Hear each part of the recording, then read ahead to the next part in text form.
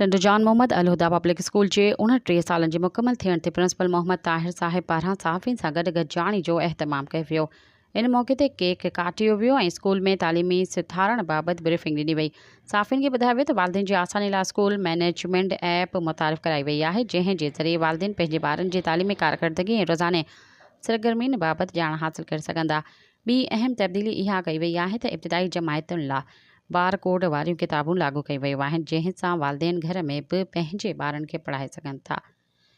T अहम अॻभराई इहा आहे त तालीम खे 21वीं सदीअ सां हम आहंग करण लाइ स्टीम एजुकेशन खे फ़रोग़ ॾिनो पियो वञे। इन लाइ स्कूल में प्रोग्रामिंग लैब ऐं स्टीम लैब क़ाइमु कई वई आहे, जिते ॿार कोडिंग सिखंदा ऐं अमली सरगर्मी जे ज़रिए तालीम हासिल कंदा।